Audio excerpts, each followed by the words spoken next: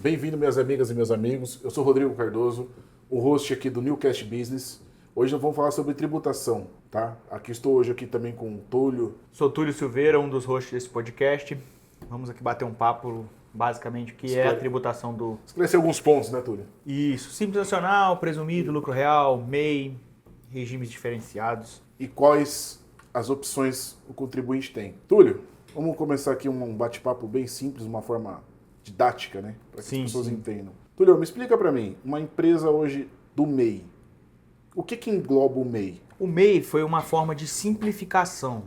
Basicamente, os autônomos que estavam sem registro, que estava irregular, criaram um MEI para poder ter uma arrecadação desse pessoal que estava totalmente na irregularidade. Então, o foco do MEI foi contribuição para o INSS.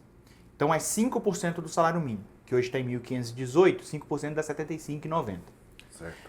Aí, cada ramo de atividade, cada CNAE, tem os seus impostos separadamente. Então, no MEI, a gente tem comércio e indústria, paga R$1 a mais de ICMS. Serviço, paga R$5 a mais de ISS. E quando a pessoa tem um MEI, que é comércio e serviço, ou indústria e serviço, paga os R$6, que é a soma dos dois. Então, o máximo do MEI hoje, nesse ano de 2025, é R$ 81,90 que a pessoa paga. E o que contempla de benefícios quando a pessoa opta pelo MEI? Optando pelo MEI, ela está contribuindo pelo INSS. Claro que tem algumas regras. A contribuição pelo INSS através do MEI, ela não conta o tempo de serviço. Ela conta só a idade. Então, aquela pessoa que vai se aposentar com 60, 65 anos, pelo MEI ela consegue. Tempo de serviço, ela tem que recolher o INSS à parte. Entendi. Então, outra coisa também, licença maternidade e paternidade. O MEI assegura isso. A licença paternidade, que era de 5 dias, não tinha o que fazer. Mas hoje, com 30 dias de licença paternidade, que é o que está se falando aí, ou a licença paternidade também entra no MEI. Mas a licença maternidade é um salário mínimo durante o período de licença, que é de 4 ou 5 meses, não me falha a memória. E aí ela só contribui com os impostos estaduais ou municipais, no caso. Então, por exemplo, a pessoa que tirou a licença maternidade ali dos 4, 5 meses, durante esse período, ela só vai pagar ou R$5 de ISS ou os R$6 contemplando os dois. O INSS não entra. Uma pergunta, Túlio, muito clara. Então, na verdade, assim, né? Como eu costumo dizer, o MEI ele veio para simplificar esse trabalhador individual, ou seja, o cara que tinha uma barraquinha de cachorro-quente, ou até mesmo um espetinho, o vendedor rapaz de pipoca, do milho ali da estação. Isso mesmo. Então ele ajudou esse tipo de segmento, né, a se formalizar. Exato. Né? Poxa, legal, cara. E quanto tempo para abrir o MEI, Túlio? Na sua experiência? Assim, se a pessoa tiver com as contas do Gov no nível ouro ou prata, cara, 10, 20 minutos a gente já consegue abrir um MEI, a pessoa já tem o CNPJ ali. Aí o que pode demorar um pouco mais é as licenças, dependendo da atividade, municipal ou estadual. Mas é uma coisa muito rápida, é bem automática. Algumas contas do Gov já puxa todas as informações, então só a senha e o CPF a gente já consegue abrir o MEI. Já resolve, né? Isso. Outras a gente precisa da carteira de identidade, por conta daquele número de identidade e do órgão emissor, que alguns Govs ainda não puxam. Você falou de conta ouro ou conta prata, né? Uma coisa que as pessoas, os clientes têm muita dificuldade de entender. Como fazer a conta virar ouro, virar prata? Como que é isso tudo? Vamos lá. A conta bronze é a que qualquer pessoa que fizer o cadastro no Gov vai ter. Porque ela não precisa de muita validação, ela só precisa de uma confirmação que é você. Quando você chega no nível prata, é que você fez as primeiras etapas de segurança. Você entrou através de um cadastro bancário, você entrou e tinha um RG novo, ou uma habilitação nova, então você tem a conta prata. Ou você era conta ouro e recuperou a senha, ela cai para prata. Aí para você transformar ela em ouro, você tem que fazer as verificações todas novamente. Quando você chega no nível ouro, é que você fez toda a biometria, ela foi reconhecida, ou você tem a nova certidão, que é o SIM, ou você tem a CNH a partir de 2019. Todo mundo que já tem esses documentos já tem a biometria no cadastro da Receita Federal. Então, através do videozinho ali que manda você olhar para cima, para um lado ou para o outro, ele identifica a biometria, sabe que é você que está acessando essa conta e transforma ela em nível ouro. Outra forma de transformar ela em ouro é fazendo certificado digital. Que você faz a videoconferência ou presencial, você cadastra a sua digital ali e confirma que é você. Mas da mesma forma, se por algum motivo precisar recuperar a senha do Gov, mesmo tendo certificado digital, ela cai para nível prata e precisa refazer os passos de segurança para deixar ela no nível ouro. Perfeito, Túlio. Muito obrigado, muito esclarecedor, porque esse é um dos pontos que às vezes os clientes, quando nos procuram, sofre sofrem bastante, né? Então é uma forma também de simplificar, né? Como o Túlio que cuida dessa parte, né? De tomada de decisão, de projeção dos clientes aqui no escritório, e ele que auxilia como fazer. Túlio, aproveitando, você falou que o MEI ele serve para o cara que está ali na informalidade se formalizar. Mas hoje as pessoas procuram também ficar sempre no limite para não estourar o MEI. Isso, é porque tem uma linha tênue ali. Vou fazer um exemplo prático aqui para você. Uma pessoa que está faturando hoje R$ 5.000, ela é prestadora de serviço, no MEI ela paga os R$ 80,90, porque ela não tem R$1, porque ela é só prestadora de serviço. Então ela paga esses R$ 80,90. Se ela tivesse no Simples Nacional, que muita gente fala MEI e Simples Nacional, todos os dois modelos é do Simples Nacional. O MEI é o mais simplificado ainda. Então, a partir do momento que ela sai do MEI, ela vira uma ME ou uma EPP, no serviço ela passa com uma alíquota de 6%. A gente está falando que com o mesmo R$5.000, em vez dela pagar R$ 80,90, ela vai pagar R$300 de imposto. Então, quando a gente está falando do limite do MEI de 81 mil, a gente está falando de 6.750. Uma pessoa que está faturando 6.750 e muda para 7, ela vai ter um salto de diferença de imposto muito grande. Apesar dela não ter que se desenquadrar dentro do próprio ano, está no limite dos 20%, quando ela estoura os 81 e chega até os limites dos 20%, não estoura, quando vira o exercício, em janeiro, ela já é obrigatoriamente desenquadrada do MEI pelo faturamento dela e ela não pode voltar esse ano, porque a Receita já entende que quando ela desenquadra, é que a projeção de faturamento dela é crescer por conta dos ajustes. Se por algum motivo, nesse meio tempo aí, caiu o faturamento, no outro exercício ela pode voltar para o MEI sem problema nenhum. Tranquilo. Tranquilamente. Deixa eu fazer uma pergunta, Túlio. Sobre faturamento, né? O MEI, a partir do ano que vem, ele vai estar aí com um faturamento maior, né? Até R$140 mil. 144 mil. Se eu não me engano. Isso. E uma das coisas que a gente sempre fala para os clientes, né? O cliente ele chega aqui hoje, nós estamos em novembro, o cliente fala assim, queria abrir uma empresa, eu queria ser MEI, porque é mais simples, porque eu queria ser mais eficaz, e eu posso faturar 80 mil por ano. Isso. Não. Né? Nesse caso é diferente. Como o Túlio acabou de falar, são 6.750 dividido por 12. Mas como nós estamos em novembro, então ele tem novembro, E dezembro e acabou. Ou seja, ele não vai poder faturar os 81 mil. Se ele meter uma nota de 81 mil, ele automaticamente, ou superior a 13.500 reais, ele já vai estar ultrapassando o limite do MEI. Então, que é proporcional, esse valor do MEI. Então, às vezes o cliente acha que emitir uma nota do MEI hoje de 81 mil, está dentro do limite, ele vai continuar. Não, pelo contrário, ele vai ser excluído da mesma forma. Sim. Então, ou seja, os 12 meses é contado de janeiro a dezembro. Exato. Então, se você abrir teu MEI no meio do mês do ano, ou faltando 2 meses para acabar o ano, vai ser proporcional. Então, é uma das dúvidas que muito cliente tem, que ele não consegue entender muito bem. Muito Outra coisa que proporcionalmente bom em relação a isso. Vamos dar um exemplo, uma empresa de buffet. A empresa de buffet abriu em janeiro, então, portanto, ela pode faturar os 81 mil até o final do ano. Certo? Certo. Só que chegou agora em novembro, dezembro, final de ano, ela fechou um contrato com uma empresa grande e precisa faturar 50 de uma vez.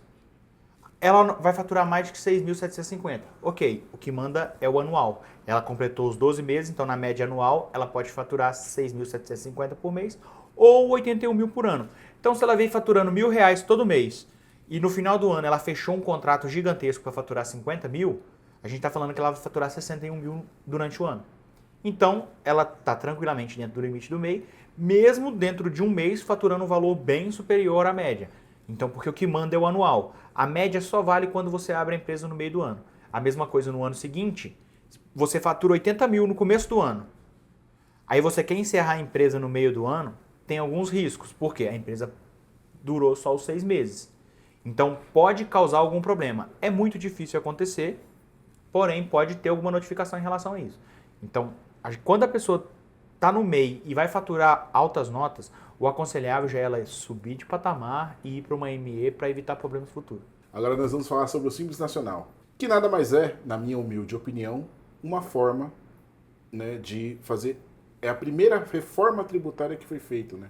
Porque o Simples Nacional é a unificação dos impostos. Você tem INSS, PIS, COFINS, Imposto de Renda, Contribuição Social. Se for comércio ou indústria, você vai ter também o ICMS, dentro de o IPI dentro de uma guia só. Então é a unificação dos impostos, né, dentro de uma só guia. Então o Simples Nacional ele tem 5 anexos, né? Anexo 1, anexo 2, anexo 3, anexo 4 e anexo 5. E a gente vai dar uma pincelada aí por cada anexo para vocês terem um pouco de conhecimento sobre o que se trata, o que difere você entrar em um anexo que não é o anexo correto, o quanto de carga tributária aumenta no teu negócio pela uma opção errada, pela uma forma de adesão errada, né, de um escritório de contabilidade. E o Túlio aqui é o expert aqui sobre isso aqui, né? Eu sou bondade sua. Um coadjuvante aqui. Quando a gente fala do anexo do Simples, a gente tem que entender o setor que está. O anexo 1 seria para comércio. Perfeito. Anexo 2 para indústrias. E do 3 ao 5 é para serviço. Ah, por que esse monte de anexo no serviço? Vamos começar falando pelo serviço, que a grande maioria aqui do nosso Brasil é prestadores de serviço. Lembrando que 60% do PIB do Brasil é serviço, né? A arrecadação do PIB do Brasil é serviço. Isso. Quando a gente fala do anexo 3, a gente está falando em prestadores de serviço em geral. Por exemplo, contabilidade, serviço administrativo, todo esse tipo de serviço mais administrativo, um serviço em geral. Portaria e limpeza. Portaria e limpeza está no anexo 4. Anexo 4. Anexo 4. Qual a diferença do anexo 4 para o anexo 3? O anexo 3 começa a tributação em 6%, podendo faturar até 18 mil mês, 15 mil mês, 180 mil ano. Tá? No mesmo faixa de faturamento, pelo anexo 4, é 4,5%. Então tem um desconto de 1,5% ali no imposto. Ou seja, só de você saber o regime, ao fazer a escolha correta, Isso. já tem 1,5% ao mês de redução na carga tributária. Exato. E tem mais uma outra questão. Aí vem o anexo 5, o temido anexo 5. Por que temido? Porque já começa em 15,5%, né? Nessa mesma faixa. Médicos, dentistas, posto de gasolina. O que fazer para reduzir isso? Tem o fator R. Se você tem uma folha muito alta, ou 28% do seu faturamento, você do anexo 5 cai para o anexo 3. Então, em vez de você recolher 15,5%, você recolhe 6%. Nas faixas iniciais, é claro. E isso impacta muito tributariamente. O que muita gente não consegue diferenciar é o que é serviço do que é comércio. Então, por exemplo, eu tenho uma clínica odontológica. Uma clínica odontológica está no anexo 5, 15,5%. Aí ela vai fazer um serviço de limpeza, por exemplo. É serviço odontológico, da limpeza dos dentes e tudo mais, 15,5%. Fez um serviço de clareamento, no qual ela vende o produto que ajuda a clarear os dentes. Se for bem estruturado e bem feito todas as questões tributárias, emissões de notas, a revenda desse produto entra no anexo 1, que é o que a gente estava falando de comércio, que se inicia em 4%. Então você tem uma otimização tributária, por mais que você não consiga se incluir pelo alto faturamento e a baixa folha no anexo 3, caindo do 5 para o 3, você estando no anexo 5, você vendendo seus produtos, ao invés de incluí-lo na prestação de serviço, você tem uma reforma tributária. E isso não é nada ilegal. É simplesmente separar o que é venda do que é serviço. Entendeu? Por exemplo, ela não pode pegar o material que ela usa para fazer um clareamento dentro da clínica e colocar esse material como comércio. Porque isso aí é material aplicado na prestação de serviço.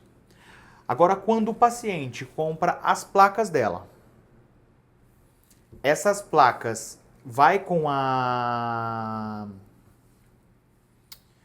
pasta, com um produto especial para o clareamento, a prestação de serviço dela é o quê? A avaliação para entender e confeccionar a placa do jeito correto e depois ela revende esse produto para a pessoa aplicar em casa.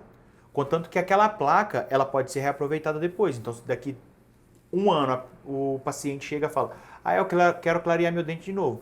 Ele só vai na dentista, compra novos produtos. Se for necessário fazer uma avaliação, alguma coisa do tipo, aí vai com o profissional e é uma revenda. Então, se ela coloca tudo isso como nota de prestação de serviços odontológicos, a carga tributária dela aumenta. Então, a emissão correta de nota, o apoio da contabilidade ali, pode mudar isso. Ou seja, né, um planejamento tributário correto, ele faz uma diferença muito grande, porque Isso. você otimizando a carga tributária, você, de uma maneira legal, né? Exato. Não é mágica, né? Porque Não. imposto, né, é algo, como o próprio nome já diz, né? Imposto, né? Não é escolha. Sim, não né? é escolha, exatamente. Então, você ajuda o cliente a otimizar pagando menos imposto. Exato. Né? Então, assim, é uma forma. E o anexo 3 para a construção civil também entra tudo? Então, a construção civil também entra no anexo 4. Também entra no Também anexo 4. Como, por exemplo, a advocacia. A advocacia é anexo 4. A gente sabe que tem muitos escritórios que colocam no 3. Tem que ser estudado de como foi feito, porque, por exemplo, tem serviço de engenharia. Serviço de engenharia já é anexo 5. Serviço de construção civil já é anexo 4. Porém, pode ter, dentro desses serviços, pode ter coisas que seja do anexo 3. Entendeu? Então tem que entender toda a operação, estruturar, colocar os quinais de acordo com as empresas, como vocês viram no episódio anterior, que é bem importante na abertura da empresa, definir os quinais de acordo com as atividades que vão ser exercidas. Se tiverem dúvidas sobre esse vídeo que ele está falando, gente, tá no card, tá? Isso. Sobre como funciona uma abertura de empresa, como funciona toda a parte estrutural, como seguir no seu negócio, tá? Muito legal, vale a pena assistir. Pode continuar, Túlio. E a gente estava falando, a gente esqueceu de falar também aqui do anexo 2. Então, o anexo 1 é para comércio, 4%, com faturamento até 180 mil no ano. Anexo 2 é indústria, então aumenta mais 0,5%, 4,5%, que inclui o IPI na indústria. Mesmo caso, faturamento na primeira faixa até 180 mil anuais. Anexo 3, 4 e 5 a gente já falou. O que pega muito na hora de abrir uma empresa? O que acontece? Mesmo caso que a gente falou do MEI. Esse 180 mil anual, quando você fala de Simples Nacional ME, o MEI é mais simplificado ainda do que o Simples. Quando você fala de uma abertura de uma empresa no meio do ano, no início do exercício, ou uma empresa nova, recém-aberta, aí o Simples deixa de ser simples. Ele começa a complicar um pouquinho. Por quê? Porque você fatura 10 mil reais no primeiro mês. Mas a gente não vê todo mundo chegando aqui e falando, pô, é só botar no Simples, o Simples é fácil. Aí é que tá. É aí que não entendem. No primeiro mês você fatura 10 mil reais. O que calcula a faixa do Simples para efeito de apuração de imposto? É o que a gente chama de RTB. RBT, Receita Bruta Total dos últimos 12 meses. Se você abriu a empresa agora, qual que é a sua receita bruta total dos últimos 12 meses? 0. É 0? Então você está na primeira faixa, independente do valor de faturamento, seja ele 10, seja ele 20, seja ele 100. Esse primeiro faturamento se enquadra em 6%. Quando você vai para o segundo mês, a sua receita bruta dos últimos 12 meses não é só a do mês anterior que você faturou. Ele vai pegar a quantidade de meses que a empresa está aberta, dividir por 12 e o valor multiplicar por 12. Como é um mês só, é só multiplicar por 12. Se você faturou 10 mil, sua receita bruta dos últimos 12 meses, na média, é 120 mil. Se você faturou 100 mil, é 1 milhão e 200. Então você já vai ultrapassar a faixa e sua carga tributária já vai ter aumentado substancialmente. Então, quando a gente fala do Simples Nacional, essa faixa do Simples não tem a ver com a média, como é o caso do MEI. Ela tem a ver com o faturamento anterior. Se é uma empresa nova, é feito um cálculo em cima dos últimos faturamentos. Então, por exemplo, se você faturou 100 mil reais nesse mês, no próximo mês você faturou 0. Aí no terceiro mês você vai faturar 10. Você vai pegar os 2 últimos meses, que seria o de 100 e o de 0, dividir por 12. Você vai chegar ali no denominador comum. E vai multiplicar esse valor por 12. A gente está falando aí algo em torno de 600 mil reais de receita bruta média anterior. Só para aproveitar, uma coisa que as pessoas, às vezes, você falou sobre se a empresa abriu agora, ela tem 0 faturamento para ser considerado como RBT 12, certo? Isso. E quando uma empresa, né, que é um dos tópicos também que vai ser conversado aqui, só para deixar isso, né, já na linha aí do nosso telespectador, eu sou uma empresa do lucro presumido ou do lucro real, né, fiz um estudo tributário, né, que geralmente tem que ser feito, né, porque a cada janeiro de cada ano é onde é feito a troca de regime tributário no nosso país. Né? É feita a opção tributária, que a gente fala. Né? Então, se eu sou uma empresa do lucro real, do lucro presumido, fiz um estudo, poxa, minha empresa vale a pena estar no Simples porque eu vou economizar mais imposto esse ano. O que vai ser considerado o RBT 12? Porque eu não estava no Simples, mas minha empresa já estava aberta. O faturamento dos últimos 12 meses. Perfeito. Então, ou seja, o faturamento que você teve, se você faturou muito como lucro real ou lucro presumido, essa é a conta que ele vai fazer para jogar a alíquota sua Exato. Pro faturamento Simples. Na hora do planejamento tributário, que normalmente é feito lá em dezembro ou em novembro, com uma estimativa já prévia de redução, a depender dos faturamentos, é essa. Quando você já faz uma estimativa ali com o fechamento de novembro, só vai depender do mês de dezembro para poder fechar o número, e no 10º dia de janeiro ali, pro dia 10 de janeiro, você já tem uma alíquota formada que você vai iniciar. Claro que essa alíquota vai sofrer alterações no Simples Nacional de acordo com o que ela vai oscilando. Então, o que o empreendedor, na hora de fazer o planejamento tributário, tem que ter em mente para passar para a contabilidade, para quem for fazer esse planejamento? A minha perspectiva é crescer quanto no próximo ano? Ah, é um número muito hipotético? Sim, mas ele tem que ter em mente quanto ele pode crescer, porque chega um dado momento que o Simples pode não ser vantajoso por conta da alíquota. Dependendo na cidade onde ele estiver, pode ser mais baixa a alíquota. Então, por exemplo, quando a gente está falando de empresas do anexo 5, empresas do anexo 5, a gente fala em 15,5%. Quando a gente vai para o presumido, a gente contando serviço, em São Paulo a gente fala de 16,33%. Por quê? Porque é os federais mais o municipal. Em São Paulo, o ISS é 5%. Em as regiões metropolitanas aqui, a redondeza, interiores... Exemplo, Barueri, Alphaville, Itapevi, Osasco, Cotia, Carapicuíba, Diadema, é 2%. 2%. Então, ou seja, tem uma redução. Então, de 3% aí, a gente está falando de 13,33%. Então, o anexo 5 demanda esse estudo. Por quê? Quando você sai do Simples Nacional para um lucro presumido, além de alterar os impostos, altera como é apurado esses impostos. Então, não faz sentido nenhum a gente mudar por Simples só por essa economia de 2% que a gente está falando aqui, sendo que o cliente, o empresário, vai ter um custo de contabilidade maior do que talvez esses 2%. Então, o custo dele tem que entrar na jogada quando ele vai trocar de regime.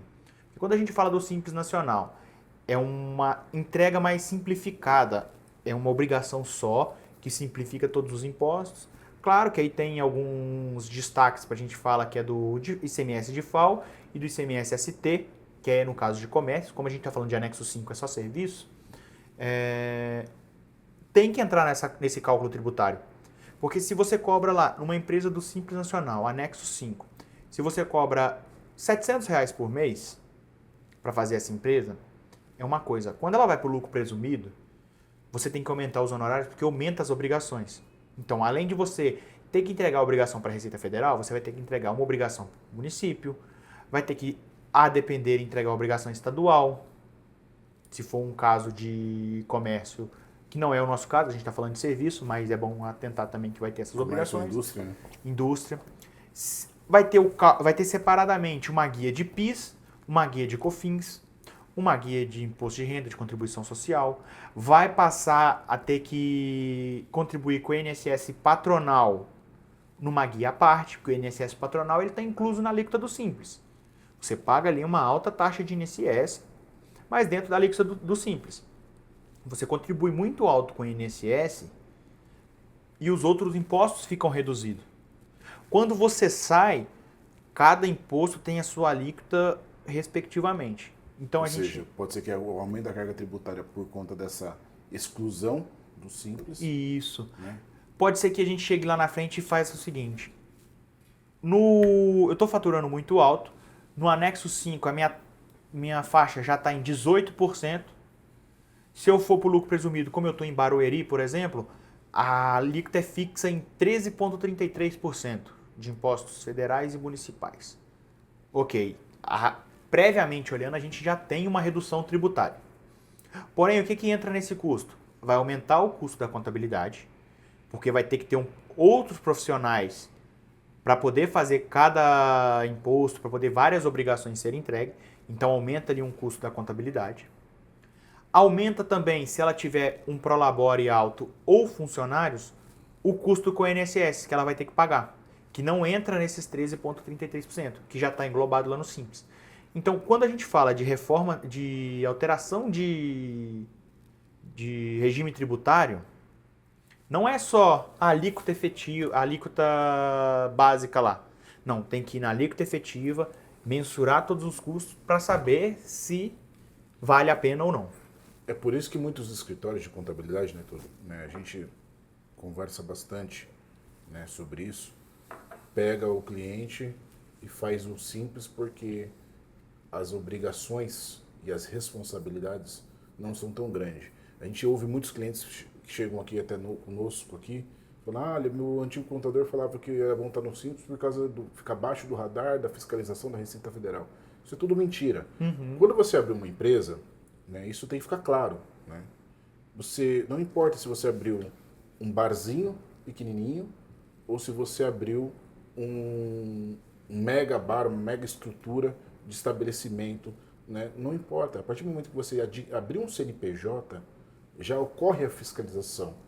Porque ele já entende que você está buscando meios de formalizar, né, o seu negócio, né, que você quer se manter dentro da lei do país, né? Dentro das normas, e você procura um profissional, que é o contador, para te auxiliar. Né?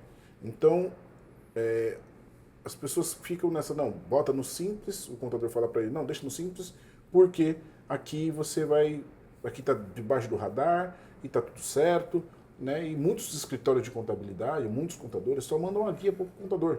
Né? Sim. Ou seja, para o cliente, perdão. Manda guia para o cliente todo mês e o cliente paga. E nem sempre, porque você está pagando aquela guia, é o correto, porque se não é feito um estudo, uma apresentação de Simples Nacional, lucro presumido ou lucro real, para você fazer um estudo. Como é feito esse estudo? Com base no faturamento do ano.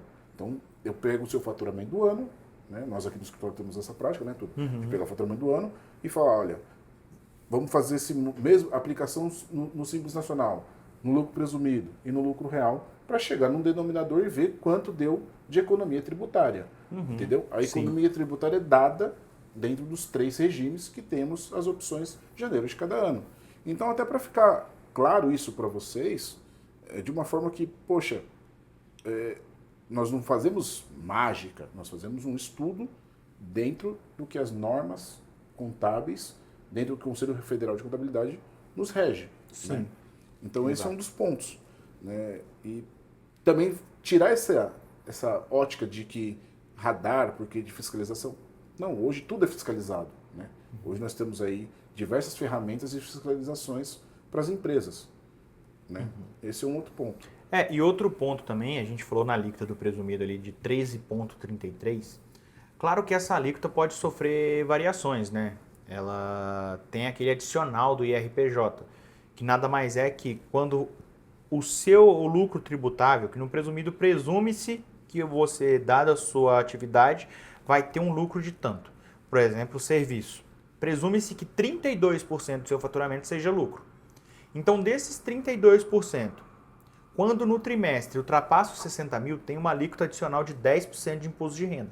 Então, no presumido, a variação que tem seria esses 10% do adicional. Então, é um regime tributário para quem está num faturamento um pouco mais alto, mais previsível.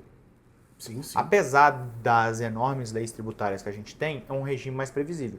No simples, ele vai poder variar de acordo com as faixas, pode ser lá embaixo um mês, pode ser lá em cima no outro, dependendo do faturamento, de como oscila esse faturamento do empresário.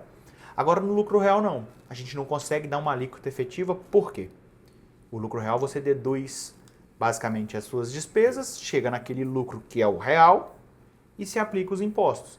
Então, hoje, no lucro real, a gente fala de 9,65. 9,65? Não, 9,25 9,25. de PIS e COFINS. É isso. 1,65 e 7 de COFINS. Isso. Só para vocês entenderem, tá, gente, o que a gente está falando aqui. Né? Nós temos aqui, dentro dos 3 regimes, até um ponto que, antes da gente entrar no lucro real, né, nós temos aqui algumas alíquotas, né? Então, sobre o lucro presumido.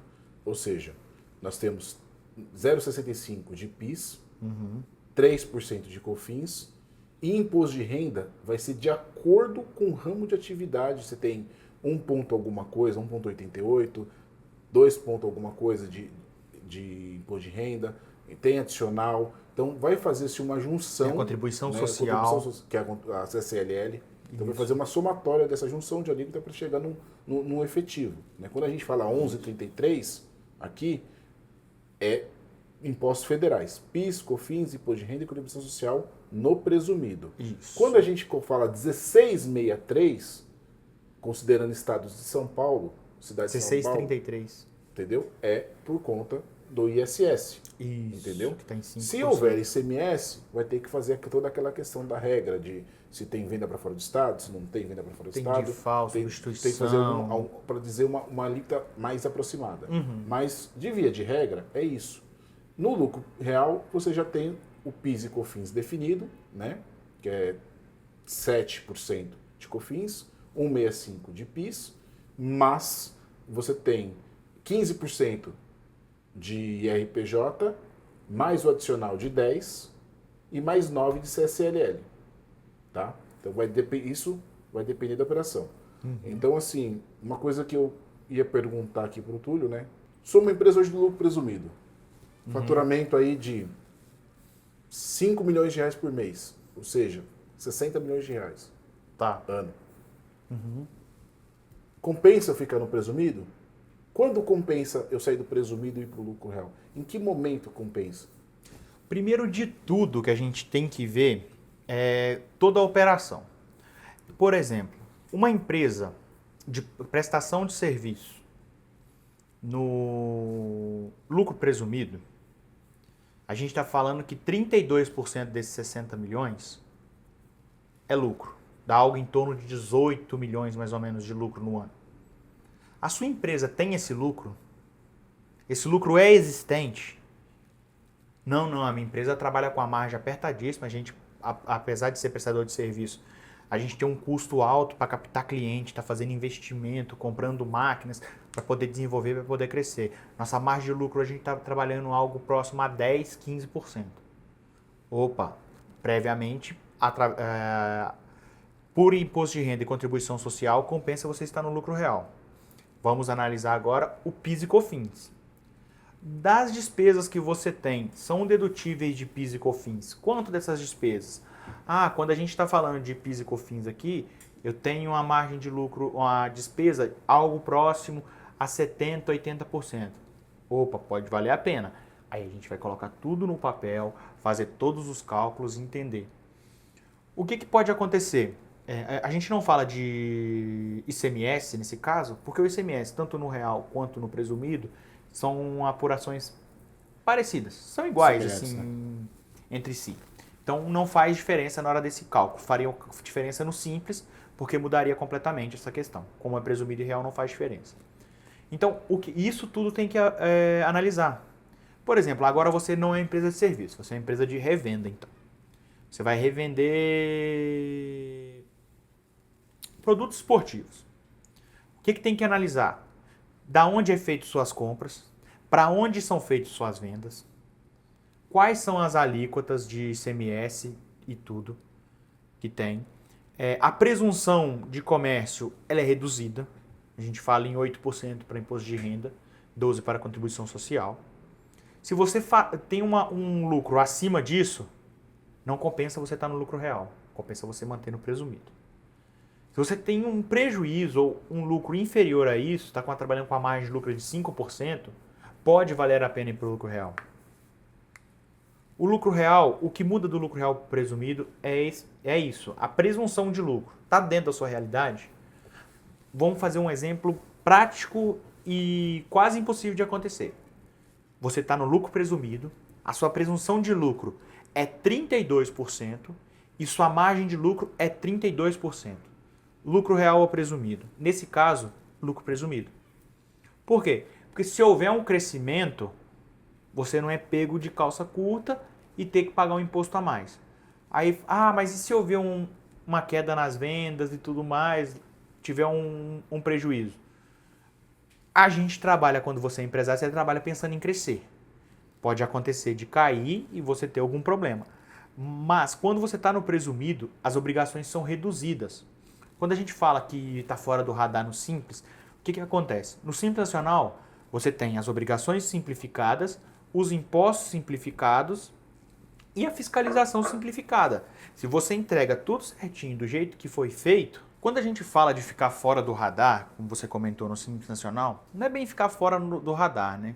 É entender cada regime tributário. Igual você estava falando, no Simples Nacional, quando tem a questão do radar e tudo mais, quando se fala em radar no Simples Nacional, é basicamente o seguinte, você tem uma empresa no Simples, automaticamente você está num regime mais simplificado, como o nome propriamente diz. Então você tem as obrigações mais simplificadas, você tem uma obrigação só para entregar, englobando todas as atividades, tem uma guia só para pagar, tudo mais simplificado, inclusive a fiscalização. Então, se você entrega as suas coisas certinho, as obrigações em dia, a chance de você ser pego numa fiscalização é menor. Por quê? Ela é feita por um robô que vai identificar o padrão ali. Quando você está num presumido, você está num radar um pouco maior, por conta de todas as obrigações que são amarradas. Então, veja bem, se você está no Simples, você entrega uma obrigação só, ela não vai divergir com outra obrigação. Você tem uma obrigação só. Então, o total vai estar ali e vai estar batendo. Quando você entra para o lucro presumido, você tem uma obrigação para entregar de PIS e COFINS, uma de ICMS, IPI. Aí você tem a municipal, que é a apuração do ISS dentro da prefeitura. E você tem o imposto de renda e contribuição social, que é apurado trimestralmente, mas é entregue uma vez por ano. Então você tem várias obrigações que precisam estar amarradas entre si com os valores de faturamento, conversando. Por exemplo, quando você tem uma declaração de serviço que é entregue na prefeitura, ela é amarrada com a declaração de PIS e COFINS. A declaração de comércio, indústria, também é amarrada com PIS e COFINS. Elas vão ser confrontadas quando você, no ano seguinte, no encerramento do exercício, você entrega a ECD e a ECF e elas se unem e a Receita tem os números consolidados. Claro, a gente falando em números, como foi o exemplo que você deu, de 60 milhões por ano de faturamento, perfeito, podem ocorrer divergências entre o valor do imposto que a Receita considerou e o valor que foi apurado.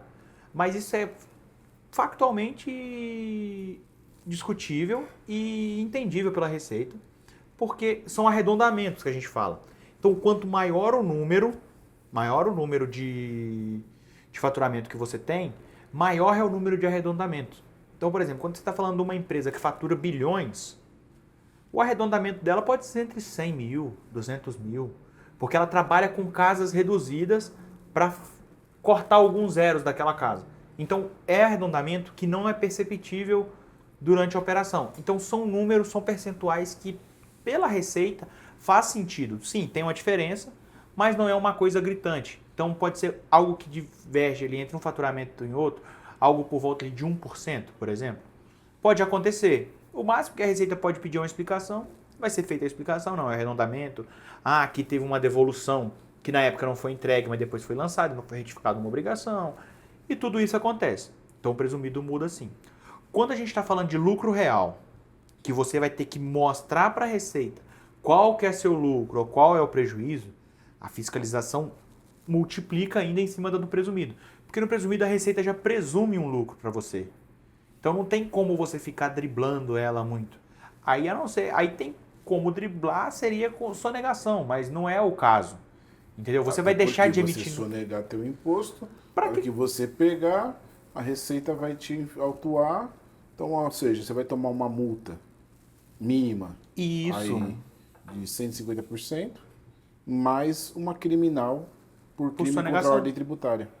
Isso. Então, ou seja, Então, assim, não é vantajoso esse tipo de coisa. Quando a gente fala de... existe um risco, né? Quando a gente fala de driblar, assim, no lucro real, seria ter mais despesa do que lucro, mas a despesa não ser propriamente da empresa. Então, isso no lucro real é muito fiscalizado. Então, é uma coisa que tem que ser bem escriturada, todas as despesas têm que ser da empresa, é um trabalho que é feito, que é mais minucioso. Quando você tem despesas que você diz que você tem, mas não tem de fato, ou seja, você tem uma nota de R$1 milhão de despesa, mas aquela nota, o dinheiro não saiu para aquela empresa no caixa, você comprou uma nota. Em resumo é isso. E se apropriou dessa nota para utilizar, para poder fazer o abatimento de imposto, é nesse sentido que o Túlio está colocando como exemplo. Tá? Ou como muita gente faz, pega o funcionário, tem os funcionários ali da empresa, vai lá, faz a compra do mês, põe no meu CNPJ, faz o abastecimento, põe no meu CNPJ. Isso infla as despesas. Isso é uma prática que a gente não faz aqui e não aconselha os clientes, porque se tiver uma fiscalização, for pego de alguma forma, não tem como defender e não vai estar escriturado da forma correta. Como, por exemplo, se eu tenho uma empresa de serviço, como que eu vou ter uma despesa uma receita de 100 mil mês e uma despesa de 30 mil mês com alimentação? Todos os funcionários vão lá e passam a alimentação deles, a compra do mês, o meu CNPJ, para reduzir carga tributária. Como que eu vou ter uma despesa desse tanto para prestação de serviço? Não faz o menor sentido. Então, por isso que a gente aconselha. Separar é o primeiro princípio da contabilidade, que é o princípio da entidade. Separar as despesas e receitas pessoais com as do CNPJ. São duas coisas distintas que devem ser feitas. Quando ele falou de um princípio contábil, eu gosto mais do outro, do princípio da oportunidade, que também é um princípio contábil. Mas só para deixar claro que tudo isso que a gente está conversando, gente, é para não para vocês terem medo de abrir teu negócio, de formalizar, é para vocês saberem com quem abrir a tua empresa, quem vai tomar conta do seu negócio, quem vai te ajudar a gerir. Né? Nós estamos aí, né, que vai ser um grande tema desse podcast nos próximos meses e anos, né, que será a reforma tributária e seus desafios, né, que hoje todo mundo fala de reforma tributária, fala de forma muito superficial, tem gente já falando de forma mais assertiva, já procurando fazer estudos, né, de como vai ficar o segmento das empresas, como vai ficar o negócio da empresa pós-reforma tributária, né, e implementando a reforma tributária. Então vai ser um grande ponto aí, chave no nosso podcast aí, para poder ajudar o empresário a alcançar o objetivo de continuar, né, tocando sua operação. Acho que o outro regime tributário que é pouco falado e pouco utilizado... Lucro arbitrado? Na verdade, não. O lucro arbitrado é uma coisa mais específica, depende de uma demanda fiscal, o fisco lá e autuar a empresa e ter que fazer a arbitragem do lucro. É uma coisa mais diferente. Seria o RET. Seria o Regime Especial de Tributação, normalmente utilizado por incorporadoras. Porque aí é bem específico mesmo. É bem específico, mas a gente não pode deixar de lado O arbitrado é uma coisa que a gente pode deixar de lado, que é muito pouco comum e muito pouco utilizado, porque demanda mais de uma fiscalização, é uma coisa um pouco mais específica. Mas o RET não. Incorporadoras que estão pagando aí como serviço, como construtora, como tem que entender qual que é a sua atividade, se ela se encaixa numa incorporação. Porque um regime simplificado desse, a gente está falando de reduzir os impostos, no caso de presumido, para o RET, a gente está falando de redução de 13,33% para 4%. Mas uma coisa que tem que ficar claro, que as pessoas não entendem. O que demanda a carga tributária de uma empresa é o ramo de atividade, Exatamente. é o que ela vai vender, o produto que ela vai vender ou fabricar. Como ela vai vender. Como ela vai vender. Tudo isso influencia na carga tributária do teu negócio. Então, as pessoas acham que, eu vou fazer pão. Peraí, você vai ser uma padaria ou você vai comprar o pão pronto de uma indústria e vai vir na sua padaria para assar esse pão? Isso, você vai industrializar aquele pão ou você vai só assar para revender? Então, tudo isso tem tratamentos diferentes. Isso, tem um planejamento correto em cada pra atividade. Isso. Então, exatamente. Por isso que a gente fala, o regime tributário, ele está muito ligado à sua atividade meio e fim. Então, por isso que os processos têm que ser muito bem definidos para que haja, né, uma assertividade na escolha do regime tributário. Exato. Uma outra coisa também que no Simples, muitos contadores têm medo de fazer por conta de abrir vários CNPJs, é segregar cada receita. Como eu falei do dentista da clínica odontológica. A clínica odontológica vai prestar serviço de odontologia. Mas nada impede que esse mesmo sócio, ou se são vários sócios, um sócio tenha um start e fale, não, eu vou abrir uma empresa de revenda de produtos odontológicos. E ela pode revender como intermédio ali esses produtos. Ou até mesmo fazer uma equiparação hospitalar, que é um outro caso. Então, vai ficar para um próximo episódio. É uma coisa muito mais complexa, não dá pra gente explicar nesse episódio. Mas assim, é uma segregação de receita. Porque quando a gente fala de venda, serviço, tem que ser segregado. Por exemplo, outra coisa vantajosa é locação de bens móveis. Locação de bens móveis, por si só, não tem imposto municipal. Ela estaria dentro da alíquota de serviço, que seria 6%, porém com uma redução de 2% do ISS do Simples para pagamento de locação de bens móveis. Então, vamos lá. Eu sou uma empresa que faz manutenção predial. Aí eu pego e tenho uma furadeira e tenho uma bitoneira. Para me emprestar meu serviço, eu preciso desse material. Então isso entraria como um material utilizado na prestação de serviço. Isso é uma coisa. Mas ao mesmo tempo eu posso ter um braço de locação desses equipamentos. Por exemplo, a gente está falando de uma pessoa que quer fazer uma manutenção na sua casa, mas não quer contratar um profissional, mas precisa dos equipamentos. Então, essa empresa ela pode ter um braço de locação de material que vai reduzir a carga tributária. Ou de máquinas, máquinas, equipamentos.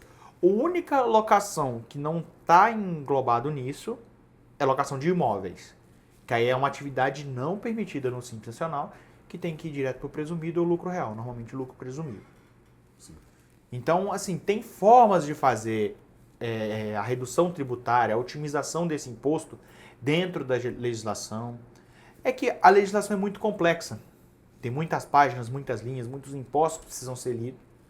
E às vezes não estão preparados para esse tipo de coisa. O lucro real, gente, ele compensa para quando você tem de fato, né, os registros contábeis, né, os dados, né, tudo ali que comprovem os relatórios gerenciais estão bem alinhados, bem guardados. Quando tudo está bem pré-definido.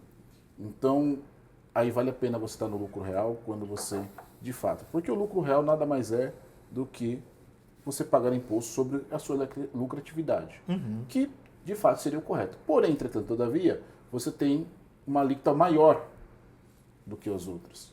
Né? Então, você Mas eles também te deixam você tomar crédito de muitas coisas. O tomar Exato. crédito seria algo ligado à sua atividade de meio e fim. Por exemplo, se eu tenho uma empresa de sorvete, né? Então, o que que eu faço para poder industrializar aquele sorvete? Uma indústria de sorvete. Olha, eu preciso de baunilha, eu preciso dos insumos. Então, todos esses insumos, para mim, que eu compro, ele vira despesa Exato. operacional, né? E eu tomo crédito da mesma alíquota que eu pago o PIS e COFINS, Sim. entendeu? E também deduzo no imposto de renda como despesa, né? Um exemplo bom para uma empresa que pode ir para o lucro real e tenha as suas contas em ordem é uma empresa que está iniciando. Por exemplo, uma indústria está iniciando, ela pode ser vantajosa estando no lucro real porque está fazendo muito investimento em galpões, em maquinários. Então, são despesas que, no início da operação, contabilmente falando, a empresa tem prejuízo. Então, quando a De empresa fato, você tem um investimento muito maior muito alto, para poder se ter o negócio. isso. Então, aí a gente fala, a empresa vai demorar 5 anos para ter lucro. Então, nesses 5 primeiros anos, é vantajoso ela estar no lucro real. Porque ela não vai ter impostos a pagar, na sua grande maioria. Depois do 5º ano, não, agora a empresa começa a operar no lucro. Está em janeiro, ela pode optar pelo lucro presumido, se assim for vantajoso. Ou Então, continuar no real, ou continuar no real. pagando a lucratividade. Porque talvez tenha prejuízos acumulados que ela pode utilizar e mesmo assim, mesmo tendo lucro, ter um imposto mais baixo do que no presumido. Mas coisas importantes, Túlio, que a gente também tem que deixar claro, né? Quando a gente fala sobre regimes tributários, tributação, tudo, uma coisa que nós não podemos deixar de falar aqui nesse podcast é o quê? Tem muita empresa, né, que está no lucro real, dá prejuízo, e você tendo prejuízo, você não pode fazer distribuição de lucro. O que seria essa distribuição de lucro? Eu não tenho lucro, como é que eu vou dar dinheiro ao sócio? Eu não posso fazer isso. Isso caracteriza a fraude. Exatamente. Então, isso já não é permitido. Exato. Outra coisa que não é permitida... Na verdade, não é permitido distribuir lucro em qualquer regime se você tiver prejuízo. Né? Mas piorou no lucro real. Tem alguns casos que falam que você pode distribuir o lucro presumido. Eu não acredito nisso. Eu acredito que a distribuição de lucro, para ser propriamente dita, tem que ser de uma empresa que realmente dê lucro. E outro ponto, né? Você tem que estar com a sua certidão, né? Que é o atestado, né? Que a Receita te dá, que ou os débitos estão parcelados, suspensos, sendo discutidos, ou não tem nenhum imposto devendo e você está com a certidão negativa, sem nenhuma pendência. A gente fala de certidão negativa de débitos ou positiva com efeito negativo. Então, são o atestado que você está ok. Então, e aí vai ser feita a distribuição de lucro. É só um ponto para deixar claro, porque isso impacta também no outro lance.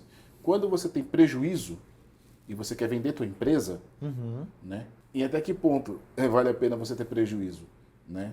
Quando de fato você tem prejuízo. Mas se o investidor quiser investir no teu negócio, ele vai querer saber a lucratividade, a margem de lucro, quanto que é o markup, toda essa parte do teu negócio para poder investir. Então, se você apresenta um balanço com prejuízo, né, ele vai ver que tua empresa não é rentável.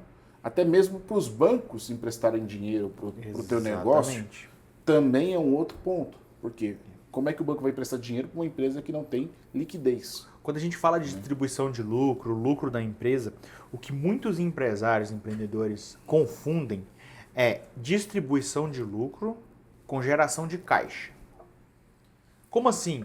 Uma empresa pode estar no prejuízo, mas pode gerar caixa.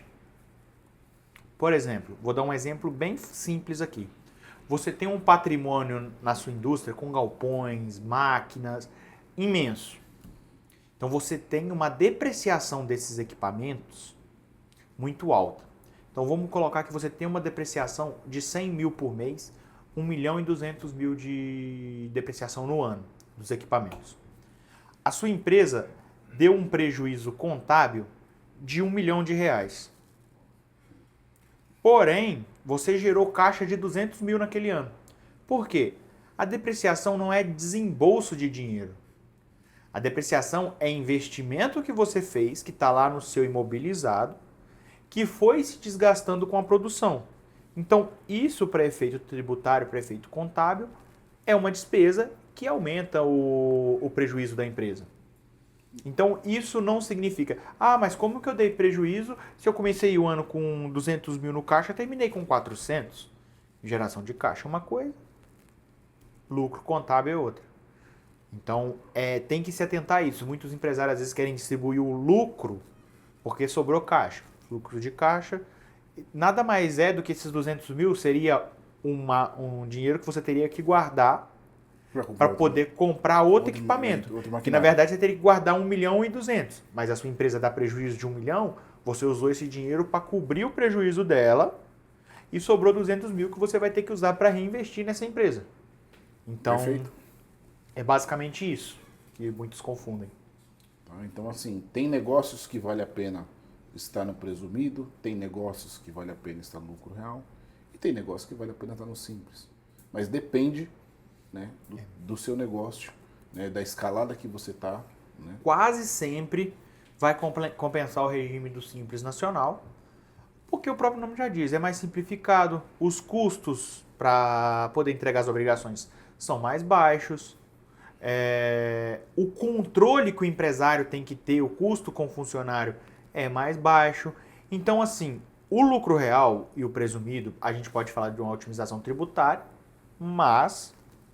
Tem um ponto aqui nessa daí. Né? Por exemplo, uma coisa que tem que ficar atento. Se eu sou um cliente, uma empresa, que eu tenho 4 CNPJs do mesmo segmento, com eu e minha esposa, como sócio, 50-50, numa empresa, eu sozinho em uma outra, minha esposa numa outra empresa, Sim. Aqui, né? Ou seja, todo mundo fazendo a mesma coisa, ou não também. Ou não, vai se somar faturamentos. Isso é um exemplo muito bom. Se a empresa que está sozinho e a empresa da esposa, cada uma fatura 3 milhões, elas não vão se misturar. Exato. Mas se a outra, terceira, que estão em conjunto, cada um com 50%, faturar mais 3 milhões, essa receita vai somar as outras e todas as 3 empresas vão ter que ser obrigatoriamente excluídas do Simples. E possivelmente pagar a diferença pelo presumido. Reapurar desde janeiro até a data da exclusão. Então tem que se atentar a isso, porque Você não entendeu? Vamos lá, só para você entender. Temos uma empresa no Simples. Vale a pena destacar que essa questão aí é para participação superior a 10%. Se você tem uma empresa no Simples, mas tem uma participação de 10% nessa segunda empresa, esse faturamento não soma com a sua. Mas, se é superior a isso, soma. Que geralmente o que as pessoas fazem é o quê?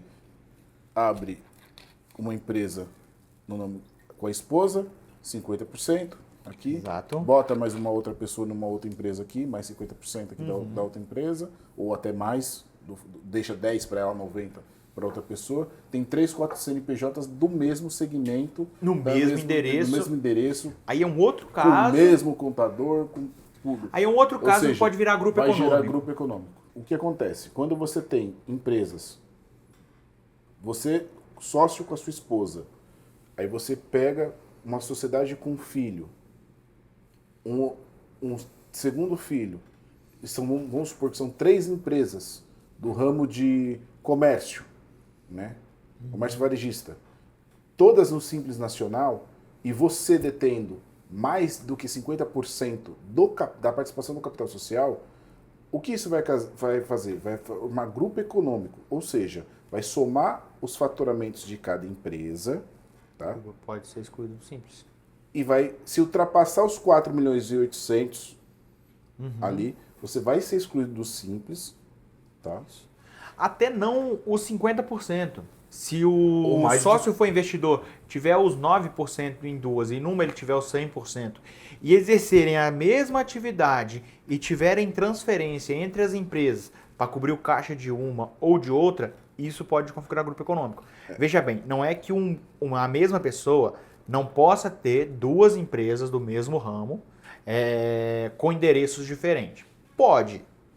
Como, por exemplo, ele pode ser dono 100% de uma, ele tem o know-how, ele sabe como funciona, como desenvolve aquela empresa, e ele quer investir numa segunda que está num outro endereço. Ó, eu quero uma participação de 9% nessa empresa para mim te explicar o meu know-how, só que para isso você vai trazer para o meu contador, porque eu vou estar botando grana e te explicando, fazendo o negócio girar, você vai estar na operação do dia a dia, você vai estar vendo os investimentos, eu quero saber para onde está indo o dinheiro. Isso não configura grupo econômico. Agora, a mesma pessoa, da mesma empresa, a separar CNPJs para poder driblar o teto do Simples Nacional, isso pode ser grupo econômico. Até porque, né, o grupo econômico ele vai se dar pelo faturamento, vai se dar também pela questão dos endereços, né, ramo de atividade. Sim. Entendeu? Como, por exemplo, uma pessoa que o participa... mesmo contador. Não, isso até que não. Mas o que eu falo assim, por exemplo, Pode até se ser você porque... tem o mesmo contador, uma participação numa empresa de 9%, Não, mas aí chega na hora da... Não. O que é mais comum que nós vemos é o quê? Ninguém chega com 9%. Todo mundo Sim. com medo da participação que dá para as pessoas. Mas aí tá uma coisa que eu ia falar. Você participa em 9%. Aí você tá com o mesmo contador, com o mesmo ramo de atividade, e na hora de distribuir o lucro, você tira 100% do lucro para você, o seu sócio que tem 91% não tira nada de lucro. Ele tira só um prolabore. Então isso figura grupo econômico. Quando eu falo que tipo, você pode comprar, investir seu know-how numa empresa, não é driblando a Receita Federal. É você realmente fazendo isso. Eu tô com uma empresa minha aqui, eu tenho um comércio varejista, eu sou concorrente do Atacadão aqui em São Paulo. Meu filho se mudou para o Paraná e vendo como eu cresci no mercado e tal, falou, pai, tô abrindo o mercado aqui, só que eu não consegui desenvolver. O senhor não entraria com 9% de participação no capital social para me passar o seu know-how de como funciona? Isso não figura grupo econômico. São pessoas distintas, apesar de ser da mesma família. Agora, Não, o grau de parentesco não. Eu disse, geralmente o pai... Né, sim, nesse caso, ele coloca só um percentual pro filho ali, só para deixar e pronto. Não. É o que geralmente é feito. A gente sabe que muitos contratos vêm dessa forma. Sim. E a gente alerta, fala, ó, tá errado, tem que fazer a unificação desses CNPJs. E a distribuição também de forma proporcional, de acordo com o capital. Ou seja, não é porque a empresa é tua, você pode fazer o que você quer. Existe regra. É que nem um outro ponto que a gente vê. Nesse mesmo cenário, você tem 3 empresas aqui. Muitas empresas fazem o quê? Eu preciso pagar uma conta. Pagar uma para outra. Para outra. Ou seja, se entrou dinheiro de uma conta de uma empresa para outra sem comprovação que isso aqui é um empréstimo, ou seja, aqui, isso aqui é nova receita. A nova receita é tributado. Entendeu? Isso. Então, até essas coisas têm que ser ditas porque o contador, o cliente... Ele acha que porque a empresa dele ele faz o que ele quer. Não, eu tenho 3 empresas, eu tenho dinheiro na conta A, na conta da empresa A, da empresa B, só que eu preciso pagar a conta da conta C. Eu pego de uma das contas das outras 2 empresas e pago aqui. Exato. Entendeu? Então, assim, isso aí tem que ser feito de uma forma... É possível, não tem problema ser feito, tá? Só que de uma forma legal. Tem que ser feito, tem a forma correta de fazer isso. Tem que fazer um contrato de mútuo, tem que pagar o IOF, entendeu? Então, ou seja, você não tem pode... que ser cobrado o juros, juro mínimo, que hoje a gente está falando da Selic. Que é a Selic, né? Não pode ser cobrado menos que Selic. Então, você não pode simplesmente fazer um negócio porque a empresa é tua do jeito que você quer. E em cima da Selic, tem imposto sobre a receita financeira. Da mesma forma, quando tem o mútuo. Então, são esses... algumas decisões aí que são alguns pontos que a gente tem para falar. Mas, assim, E assim, se o empresário tiver dúvida se está sendo bem atendido, se está tendo uma orientação correta, eu acho que a gente está aberto aqui na Aliense a receber esses empresários que estão com dificuldades de entender a sua movimentação, o melhor regime tributário. Na Aliense Contabilidade, vai ficar aqui o @ da Aliense para vocês chamarem. E a gente faz um diagnóstico gratuito do seu CNPJ para você entender qual é o melhor regime tributário para você hoje. Tá? O diagnóstico vai ser, claro, de acordo com a sua documentação. Você tem uma documentação bem completa. Então, eu acho que é isso. A gente falou, acho que basicamente tudo que era necessário no momento. E para Qualquer saber dúvida, mais, nos procure. nos procure. Um forte abraço. Até mais, obrigado. Até mais.